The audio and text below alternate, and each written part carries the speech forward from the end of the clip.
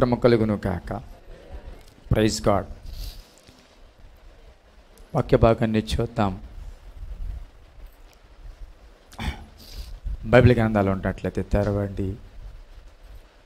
మత్తయి సువార్త 13వ అధ్యాయము. మత్తయి సువార్త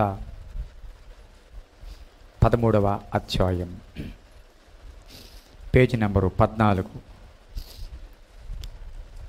క్రొత్త నిబంధన గ్రంథము నుండి మొదటి పుస్తకము, మత్తయి గారు రాసిన పుస్తకము మత్తయి సువార్త 13వ అధ్యాయము 24 నుండి చదువుతూ ఉన్నాను. ఆయన మరి యొక్క ఉపమానము వారితో చెప్పాను. ఏమనగా, పరలోక రాజ్యము తన పొలములో మంచి విత్తనం విత్తిన ఒక మనుషుని పోలి ఉన్నది. మనుషులు నిద్రించుచుండగా అతని శత్రువు వచ్చి గోధుమల మధ్యను గురుగులు విత్తిపోయెను. మొలకలు పెరిగి గింజ పట్టినప్పుడు గురుగులు కూడా అగపడెను. అప్పుడు ఇంటి యజమానుని దాసులు అతని యొద్దకు వచ్చి, అయ్యా, నీవు నీ పొలములో మంచి విత్తనము విత్తితివి కదా, అందులో గురుగులు ఎక్కడి నుండి వచ్చినవని అడిగిరు. ఇది శత్రువు చేసిన పని అని అతడు వారితో చెప్పగా, ఆ దాసులు, మేము వెళ్ళి వాటిని పెరికి కూర్చుట నీకు ఇష్టమా అని అతనిని అడిగిరి. అందుకు అతడు, వద్దు, కలిపి ఎదగనీయుడి. కోతకాలమందు గురుగులను ముందుగా కూర్చి వాటిని కాల్చివేయుటకు కట్టలు కట్టి గోధుమలను నా కొట్టులో చేర్చి పెట్టుడని కోత గాండ్రతో చెప్పుదును అనేను.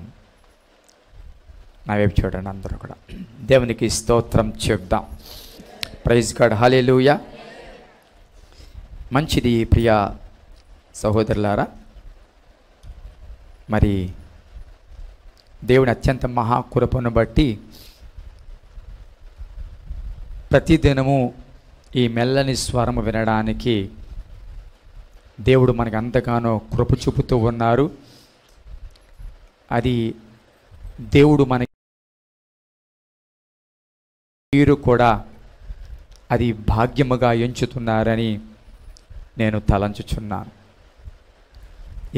ప్రియ సహోదరులారా, ఇందులో చదివిన వాక్య భాగములో పొలము ఒకటే, సేద్యకారులు మాత్రం ఇద్దరుగా కనబడుతున్నారు.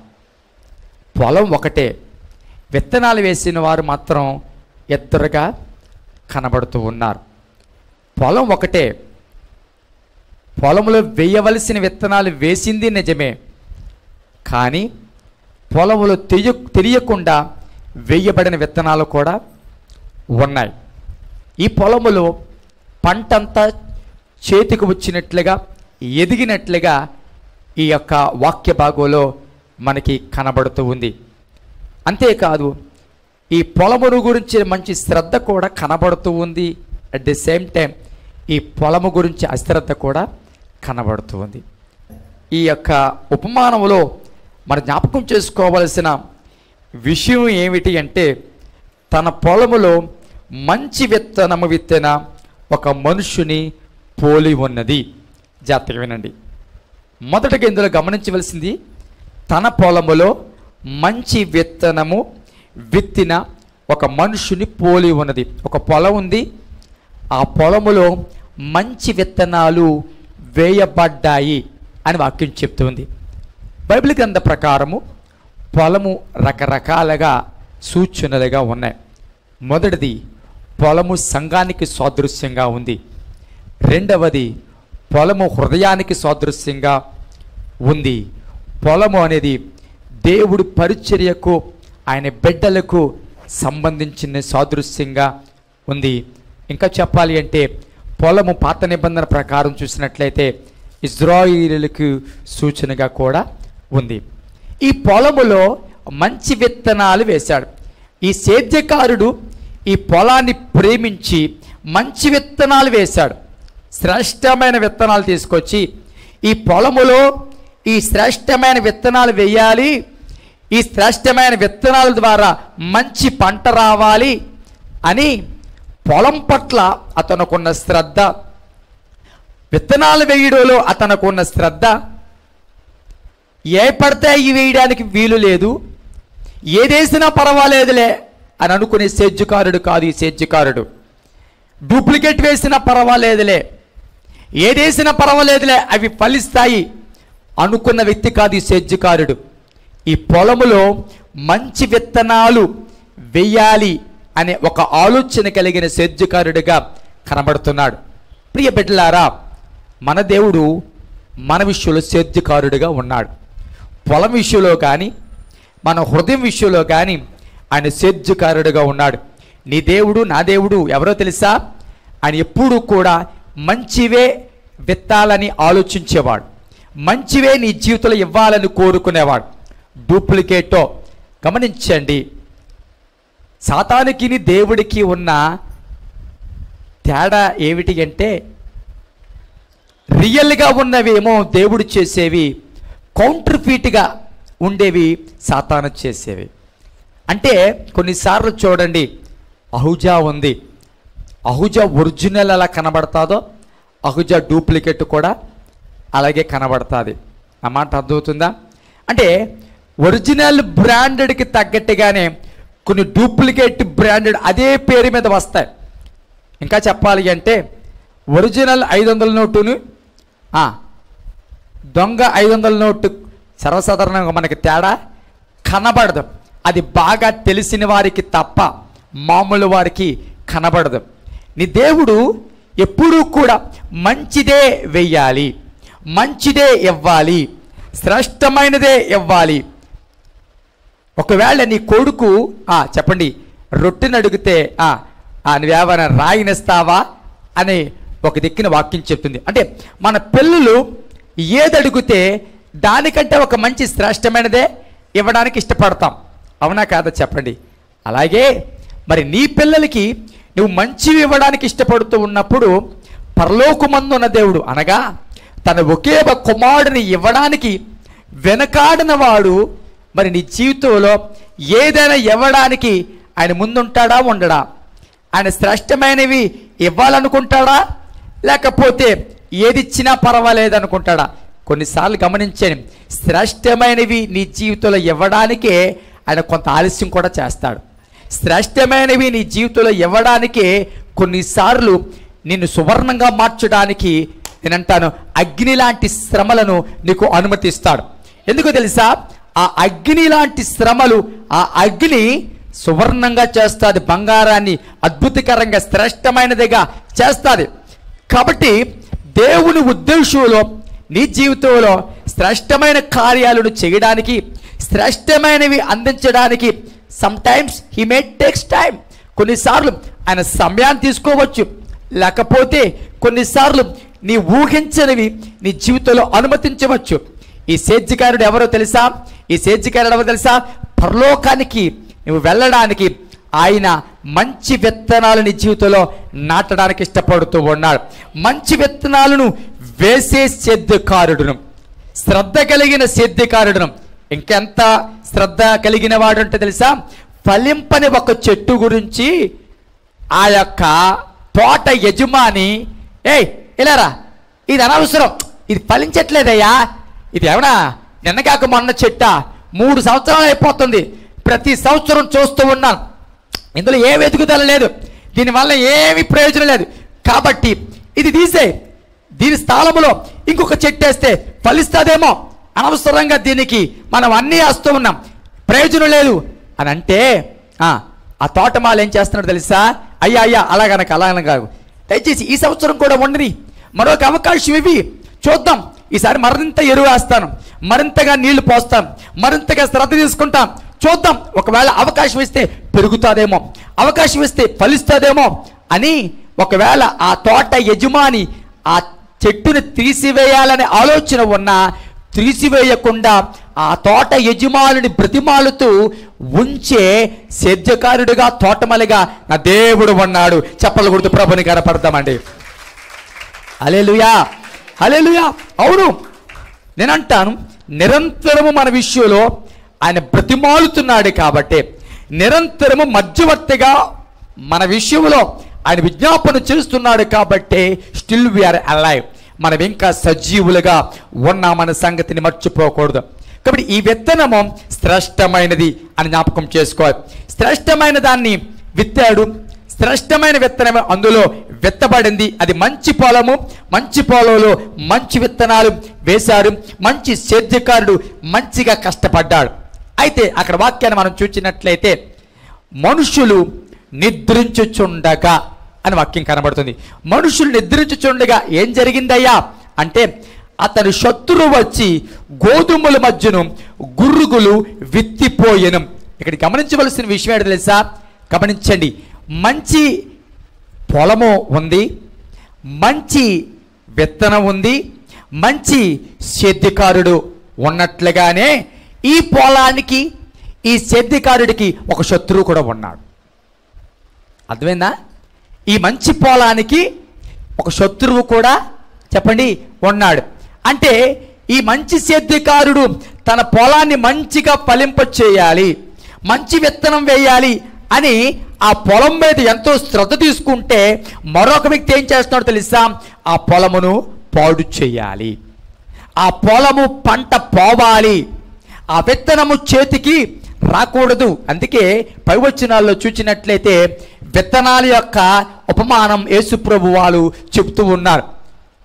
ఒక రకం విత్తనాలేమో దారిని పడ్డాయి, ఒక రకపు విత్తనాలేమో బండల్లో పడ్డాయి, రాళ్ళ మధ్యలో ఎక్కడో పడ్డాయి, మరొక విత్తనాలేమో ముళ్ళ పొదల్లో పడ్డాయి, కొన్ని విత్తనాలేమో మంచి నేలను పడ్డాయి అని ఆయన ఆ ఉపమానం చెబుతూ ఈ ఉపమానాన్ని చెప్పుకుంటూ వచ్చారు. ప్రియ సహోదరులారా, ఎప్పుడూ కూడా క్రైస్తవుడికి అనగా ఎవరికి క్రైస్తవుడంటే గుడికి వచ్చిన ప్రతి ఒక్కడు, బైబిల్ పట్టుకున్న ప్రతి ఒక్కడు, రక్షణ పొంది పేరు మార్చుకున్నారన్న ప్రతి ఒక్కడు క్రైస్తవుడు కాదు. క్రైస్తవుడిగా పిలువబడతాడేమో, కానీ ఎవరికి శత్రువు ఉంటాడో తెలుసా? ఎవరికి ఆపద ఉంటుందో తెలుసా? ఎవరికి నింద ఉంటుందో తెలుసా? సద్భక్తితో బ్రతకనుద్దేశించే వాడికి శ్రమలు ఉంటాయి. అందరికీ ఉండవు శ్రమలు. భక్తి ఎలాగైనా చేసినా పర్వాలేదు అనుకున్నవాడి శ్రమలు ఉండవు. ఏ ఎండకి ఆ గొడుగు పట్టేవాడికి, ఎక్కడికి వెళ్తే అక్కడలా మారిపోయేవాడికి, ఎక్కడుంటే ఎక్కడలాగా, ఎక్కడికో వెళ్తే ఎక్కడోలాగా, బంధువుల దగ్గరికి వెళ్తే అక్కడలాగా, ఓసరవెల్లిలాగా రంగులను మార్చే క్రైస్తవుల గురించి మాట్లాడటం లేదు ఇక్కడ. అలాంటి వాడికి సాతాను శత్రువే కాదు, అలాంటి వాడికి సాతాను మిత్రుడు. చెప్పండి, అలాంటి వారికి సాతాను మిత్రుడు. ఎందుకో తెలుసా? వాడికి కావలసింది నీలో నులివెచ్చనతనం. నీవు మన్నడం వాడికి ఇష్టం ఉండదు, నువ్వు ప్రభు కొరకు కష్టపడడం వాడికి ఇష్టం ఉండదు. ప్రభు కొరకు పాడడం, ప్రభు కొరకు పరిచర్య చేయడము, ప్రభు కొరకు బోధించడము ఇది వాడికి ఇష్టం ఉండదు. దేవుని కొరకు ప్రయాస పడాలి అని అనుకుంటున్నావా? దేవుని కొరకు ఖచ్చితంగా బ్రతకాలనుకుంటున్నావా? వాడు ఎప్పుడూ కూడా ఏదో ఒక గలిబిలి సృష్టిస్తూనే ఉంటాడు, ఏదో ఒక ఇబ్బందిని కలుగు చేస్తూనే ఉంటాడు. జాగ్రత్తగా వినాలి. మరియమ్మ గర్భం దాల్చి కుమారుని కంటుంది అని తెలిసినప్పటికీ హేరోదు శత్రువుగా మారాడు. సమస్యలు ఎక్కువయ్యాయి. ఒక చోట నుంచి ఒక చోట, ఒక చోట నుండి ఒక చోట, ఎక్కడ స్థిరంగా లేకుండా ఆ గర్భిణీ వయసులో ఆ గర్భిణి కలిగిన ఆ మరియమ్మ ఎక్కడెక్కడికో నడవలసి వచ్చింది పరిస్థితి. చివరికి తల వాల్చడానికి కానీ, లేకపోతే ఆమెకు కాస్త చోటిచ్చిన ఇల్లే దొరకలేదంట. చూసారా? దేవుని సన్నిధిలో దేవుని కొరకు ప్రాముఖ్యంగా నిలబడేవారు, ఈ లోకంలో ఒక ప్రాముఖ్యమైన సాక్షిగా నిలబడాలనుకునేవారు, రాజీ లేని భక్తి చేయాలనుకునేవారు, ప్రభు కొరకు పౌరుషంగా బ్రతకాలనుకున్నవారు, పౌరుషంగా బ్రతికిన ఏలియాకి చెప్పండి, యెజబెల్ ఏమైంది? శత్రువు అయిపోయింది. దేవుని సన్నిధిలో ఇంత మంచిగా విత్తనాలు విత్తుతూ ఉంటే, ఇంతగా మంచిగా పొలము ఉంటే, ఇంత మంచి సేద్యకారుడు దాని గురించి శ్రద్ధ తీసుకుంటే, పక్కనే ఒక శత్రువు ఎదురు చూస్తూ ఉన్నాడు, ఒక శత్రువు కనిపెడుతూ ఉన్నాడు. ఈ వాక్యమైన ప్రియపిట్లారా, నువ్వు ఎదుగుతున్నావు విషయంలో శత్రువు చూస్తూ ఉన్నాడు.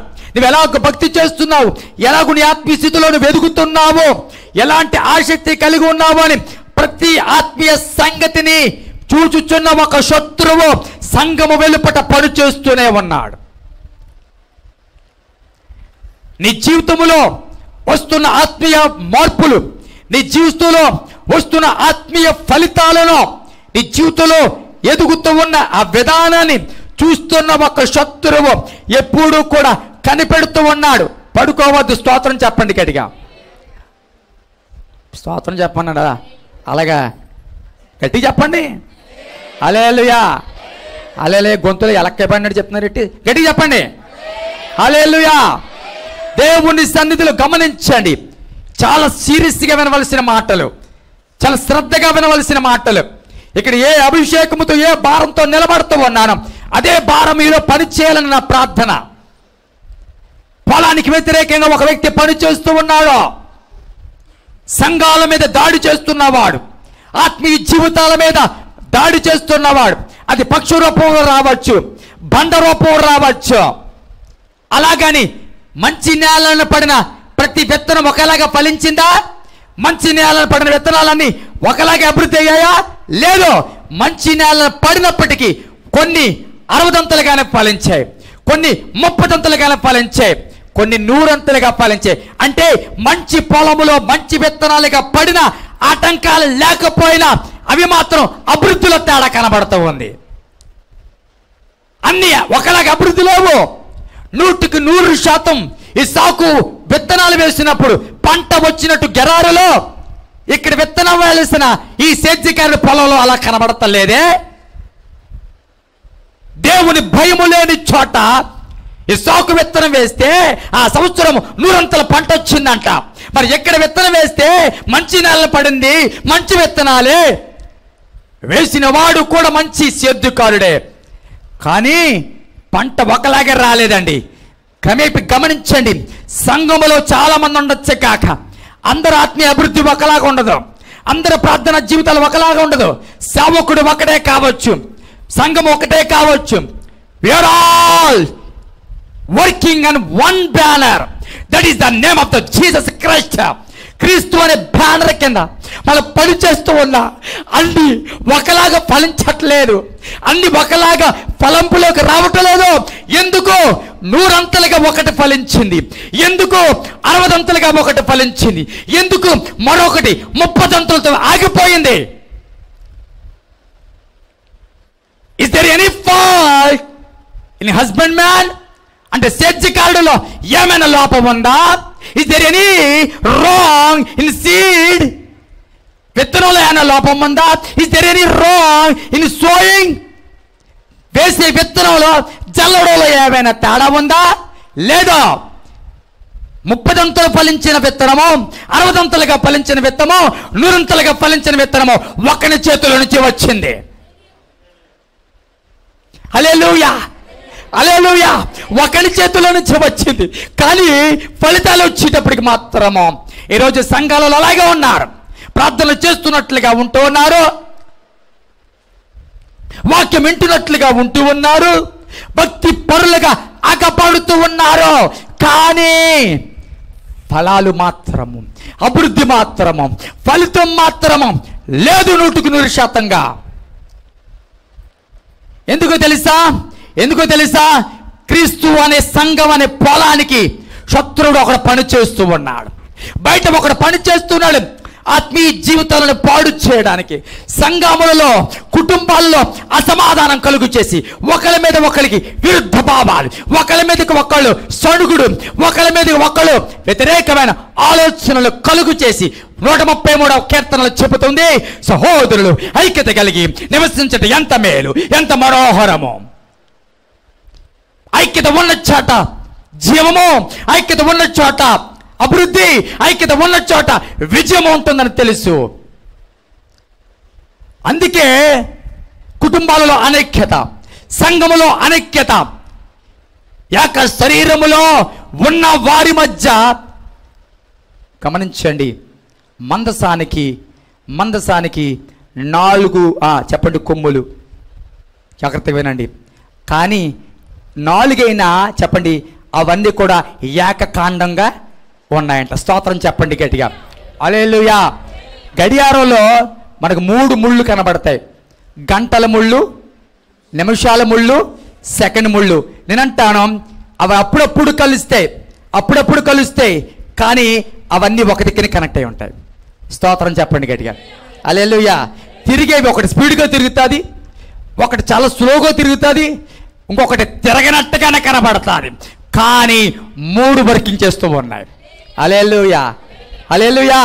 దేవుని సన్నిధిలో సంఘానికి, ఆత్మీయ అనుభవాలకి శత్రువులు ఒకడు పని చేస్తూ ఉన్నాడు, వాడు ఎదురు చూస్తున్నాడు. ఒక మాట చెప్తాను చూడండి, ఎప్పుడు ఈ శత్రువు ఈ పొలంలోకి వచ్చాడు తెలుసా? మనుషులు నిద్రించినప్పుడు. ఎప్పుడు? మనుషులు నిద్రించినప్పుడు. అంటే నేను ఒక మాట చెప్తాను, వాడికి వీళ్ళు ఏమిచ్చారు?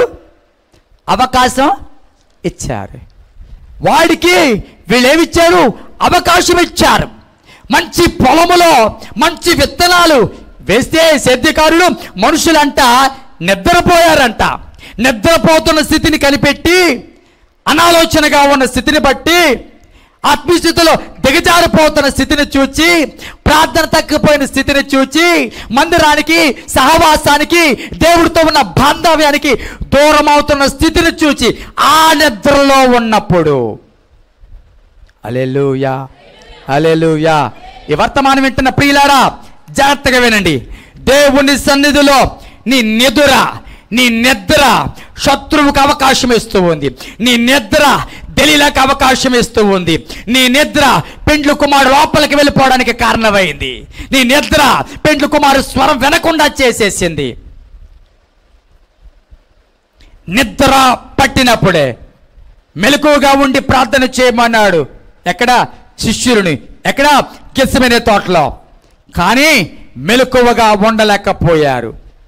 శ్రమలో పడకుండా ఉండాలి అంటే మెలకువ కలిగి ప్రార్థన చేయండి అని ఇది ప్రభువులు వారు చెప్పిన మాట.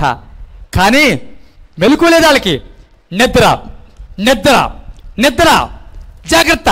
ఈ వర్తమానం వింటున్న ప్రియ సహోదరి, ఆత్మీయస్థితులు నిద్ర రానివ్వకు. ఆత్మీయస్థితులు ఎప్పుడు మెలకువగా ఉండాలి. ఆత్మీయస్థితులు నిద్ర వచ్చిందా? ఆత్మీయస్థితిలో నీకు ఏమైనా కునుకుపాటు వచ్చిందా? జాగ్రత్త. పడిపోతావు, దూరం అయిపోతావు, నష్టపోతావు, కోల్పోతావు, వెళ్లకుండా బయటికి ఉండిపోతావు. మేలుకొలుపు వచ్చే లోపు ద్వారాలు తెరవబడినవే మోయబడిపోతాయి. స్తోత్రం చెప్పండి. హల్లెలూయా, హల్లెలూయా. దేవుని సన్నిధిలో శత్రువు అక్కడ చూచాడంట. మనుషులు నిద్రపోతూ ఉన్నారు, వీళ్ళు పెద్ద కేర్గా లేరు, అశ్రద్ధగా ఉన్నారు, నిద్రపోతున్న స్థితిలో ఉన్నారు. ఇది మంచి అవకాశం అని చెప్పి ఈ పొలంలోకి శత్రువు వచ్చాడంట. జాగ్రత్తగానండి. శత్రువు వచ్చి ఏం చేశాడు తెలుసా? ఆ మధ్యలో అంటే గోధుమలను విత్తాడు ఈ సేద్యకారుడు. ఆ గోధుమల పొలలో ఈ శత్రువు వచ్చి గురుగులు విత్తిపోయాడంట. ఏమి విత్తిపోయాడు? గురుగులను విత్తిపోయాడు. జాగ్రత్తగా వినండి. ఇది ప్రారంభంలో విత్తుంటే దాన్ని కల్టివేట్ చేసినప్పుడు, టిల్లింగ్ చేసినప్పుడు నేను అంటాను ఈ గురుగులను ముందుగానే తీసి పారవేతుడు సేద్యకారుడు. కానీ ఇది ప్రారంభంలో వేయబడిన గురుగులు కాదు. జాగ్రత్తగా వినండి. ఆల్రెడీ విత్తనం వేయబడి ఎదుగుతూ ఉన్న క్రమములో వేయబడిన గురుగులు ఇవి. హల్లెలూయా. ప్రారంభంలోనే ఉంటే ఈ సేద్యకారుడు వాటిని వేరుపరిచి ఉండేవాడు. కానీ ప్రారంభంలో వేయలేదు, ఇది మధ్యలో. ఈ వాక్యం పెట్టారా? చాలా మంది ఆత్మీయ జీవితాల్లో మధ్యలో పడుతున్నాయి గురుగులు. కొంత ఆత్మీయ స్థితిలో ఎదిగిన తర్వాత పడుతున్నాయి గురుగులు. మండుతున్నారు అన్న సమయంలో పడుతున్నాయి గురుగులు. ఎదుగుతూ ఉన్నారు అన్న సమయంలో పడుతున్నాయి గురుగులు. ఏ స్నేహితుడో చెప్తున్నాడో, లేకపోతే ఏ బంధువు చెప్తున్నాడో, లేకపోతే ఎక్కడ తప్పుడు బాధ వింటున్నావో, లేకపోతే దేని బట్టి అశ్రద్ధ వచ్చిందో, I don't know what is the reason behind you. నీ వెనకాల ఏ కారణం ఉందో నాకు తెలియదే కానీ కాస్త ఎదుగుతూ ఉన్న నీ జీవితంలో సాతాను గురుగులు వేస్తూ ఉన్నాడు. ఐక్యత పెరుగుతున్న వాతావరణంలో, ఆత్మీయంగా ఎదుగుతున్న వాతావరణంలో, పరిశుద్ధాత్మదేవుడు నిన్ను మండిస్తూ ఉన్న వాతావరణంలో, నీలో నూతన అనుభవాలు నువ్వు నేర్చుకుంటున్న వాతావరణంలో పాపాన్ని విడిచిపెట్టి ఇప్పుడే ప్రభు సన్నిధిలో ఎదుగుతూ ఉన్నాం. వాటి వైపు వెళ్లకుండా జాగ్రత్తగా నిలబడుతూ ఉన్నాం. ఆ పాపాన్ని నేను చూడకూడదు, ఇంకా ఆమెతో నేను ఉండకూడదు, ఇంకా అతడితో నేను ఉండకూడదు, ఇంకా అవి చూడకూడదు, ఇంకా అవి చెయ్యకూడదు, ఇంకా అలా ఉండకూడదు అని నీ జీవితాన్ని మార్చుకున్న మాట నిజమే. నువ్వు మంచిగా బ్రతకాలనుకున్న మాట నిజమే. ప్రభు కొరకు యథార్థంగా బ్రతకాలి. ఇక నుంచైనా ఈ సంవత్సరం అలాగే అయిపోయింది. 2024 ఆశీర్వాదకరంగా నేను బ్రతకాలి. 2024 నేను భక్తి చేయాలి. 2024 నేను ఆత్మీయంగా ఎదగాలి. 2024 ప్రభు కొరకు నేను కష్టపడాలి. 2024 నేను ప్రభు కొరకు రెండంతలుగా మండాలి అని నీలో ఉన్న ఆశను నీతో పాటు ఒకడు చూస్తూ ఉన్నాడు.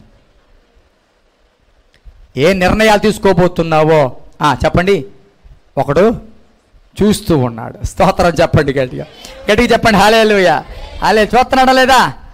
మనం తీసుకునే నిర్ణయాలు చూస్తున్నాడా లేదా చెప్పండి. మనం ఏ నిర్ణయాలు తీసుకుంటున్నామో చూస్తున్నాడా లేదా చెప్పండి. చెప్పరా? ఇక్కడ మనం ఉన్నామని దేవుడు ఒక్కడికే తెలుసా, సాతానుకు కూడా తెలుసా? చెప్పరా? నోరు చెప్పండి. సాతానుకు కూడా తెలుసు. ఎందుకు తెలుసా? వాడు భూమి మీద అటు ఇటు తిరుగుతున్నాడట. ఎందుకు తిరుగుతున్నాడు చెప్పండి? ఎందుకు తెలుసా? నీ మీద నా మీద ఫిర్యాదు చేయడానికి రెడీగా ఉన్నాడు. ఎందుకు? మీ పక్కన మీ సెల్లో మీ అక్క ఫిర్యాదు చేయట్లేదు, అలాగంటే ముందు ఫిర్యాదు చేస్తాడు సాతానుగాడు నీకంటే. గా ఇక్కడ వాక్యం అని చెప్తున్నాడా, ఇక్కడ పాటలు పాడుతున్నాడా? నిన్న మ్యాట్నీ షోలో చూశాను ప్రభుని. ఎక్కడ చూశాడు?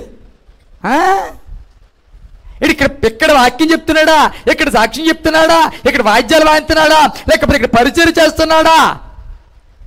డైరెక్ట్గా ఇక్కడి నుంచి అసలింటికి వెళ్ళడు,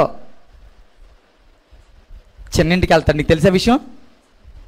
ఎవరి చేస్తాడు ఫిర్యాదు చెప్పండి? ఎవరు చేస్తాడు ఈ ఫిర్యాదు? ఇక్కడ చాలా చక్కగా పాడుతుంది సహోదరి. ఇంటికి వెళ్ళిన తర్వాత వినేదేటో తెలుసా?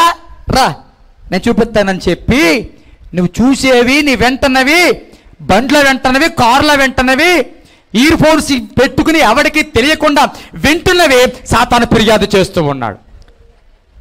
అవునంటే గట్టిగా స్తోత్రం చెప్పండి. హల్లెలూయా.